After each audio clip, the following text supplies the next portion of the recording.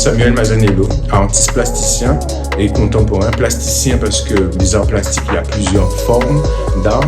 Et contemporain parce que j'essaie de questionner les problématiques actuelles vraiment avec des médias d'aujourd'hui en fait.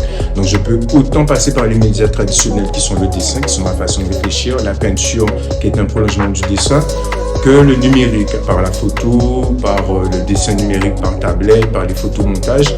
Donc je suis très pluriforme. Mais si on regarde bien, les intérêts que je porte ou les messages sont toujours par rapport à l'autonomie ou notre histoire par rapport à, on va dire, à la colonisation ou nos rapports ou nos échanges avec le local et le global en fait.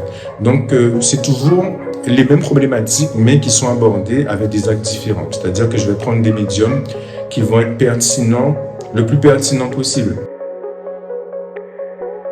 Aujourd'hui, c'est peut-être l'opportunité de mettre en place des choses que j'avais déjà envie de faire, commencer à faire avec des balbutiements. Je comprends bien que tout le monde n'est pas intéressé par l'art contemporain ou conceptuel, mais en fait, j'ai plusieurs niveaux de langage, en fait. C'est-à-dire, j'ai pu faire des collages à Pointe-à-Pitre où, justement, le passant était interpellé. Des gens me disent, ouais, mais j'ai vu ton collage, j'ai vu tel collage.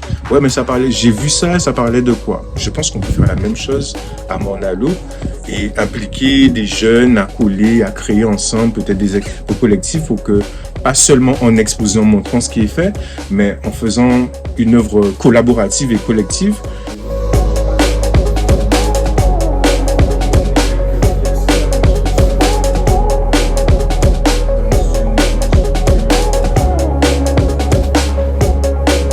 J'ai fait une série photographique parce que je voulais vraiment mettre en évidence la prégnance du corps. C'est après un voyage en Afrique et originaire de la Guadeloupe, j'ai vu des résonances tellement proches que j'ai voulu le mettre en image par la photographie.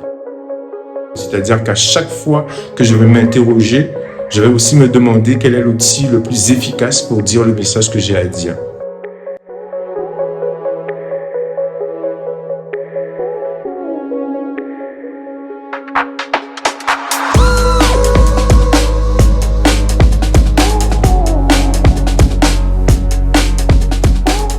Ce qui me nourrit, c'est aussi l'agriculture, c'est aussi le fait que je sois enseignant, c'est le fait que je sois danseur, que je sois percussionniste, que je sois...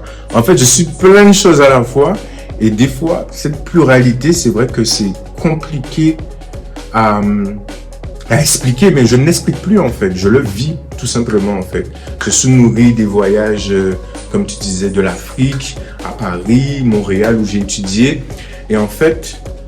j'essaie de faire la synthèse de tout ça en fait et c'est un travail d'une vie en fait. Donc en fait mon art montre juste à quelle étape je suis dans ce processus en fait. Mais tout ça me nourrit et ce qui essaie de me faire tenir c'est la constance, c'est-à-dire tous les jours, chaque semaine, travailler, faire un peu, c'est qu'au niveau de la recherche, c'est-à-dire je suis nourri de tellement de choses de la nature que j'adore et quand je vais dans la montagne, que de mon grand-père de 104 ans qui m'explique tout ce qu'il a vécu, il a toute sa mémoire heureusement. Donc la Guadeloupe des livres que je connais très peu parce que finalement il n'y a pas tant de livres qui expliquent vraiment, mais j'ai la chance d'avoir quelqu'un qui me raconte son vécu et ce vécu a des marqueurs de temps et je peux dire ah bon, il me parle de son service militaire et quand je reçois dans l'histoire, je me dis mais pourquoi il n'est pas allé au front? C'est parce que justement les États-Unis sont rentrés en guerre, ils ont démobilisé les Antillais. Donc en fait je me nourris de tellement de choses en fait. Et c'est comme si tout ça, c'était des racines en fait, et que je devais tout ça faire fleurir, et que chaque branche était une forme d'art en fait. C'est-à-dire que ça reste nourri. C'est-à-dire je vais partir de Nature Enchantée ou de la Guadeloupe, mais c'est la Guadeloupe vue à travers mes yeux d'enfant. Et comme j'ai hérité d'histoires et de choses guadeloupéennes, j'ai envie de laisser en héritage tout ça, tous mes dessins, toutes mes productions. Donc c'est même pas dans une démarche mercantile ou de vendre, mais c'est vraiment d'œuvrer, de faire mon travail de Guadeloupéen, c'est-à-dire mis ça au ben moi et mis sans laisser en fait.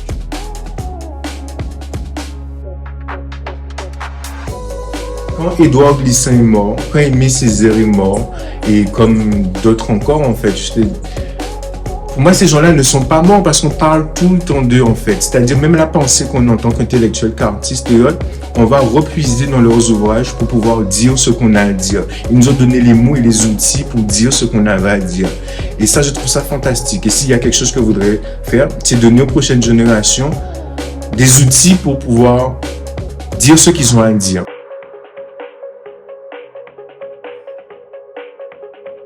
Donc en fait, c'est un maillage. Notre culture, notre patrimoine, elle souffre d'amnésie, comme dirait mon pote Jimmy l'histoire, je te dire. Et j'aimerais essayer, comme beaucoup d'autres, de corriger cette amnésie, c'est-à-dire de faire trace pour qu'on voit qu'en fait que nous sommes un peuple qui a énormément de savoirs, mais des savoirs qui sont encore immatériels, leur donner forme en fait. Parce que tout le monde n'a pas la chance d'avoir des grands-parents pour leur expliquer, décoder ce qu'il y a autour de nous et les traces et les vestiges. Ben, peut-être qu'un artiste le fera, un chanteur le fera, on le mettra en scène, en théâtre, en cinéma, en dessin, en photo, en vidéo. Et je pense qu'en faisant tout ça, c'est toute la Guadeloupe qu'on est en train de faire émerger en fait, et tout ça, son génie, le génie artistique de la Guadeloupe. Donc je veux juste participer à tout ça.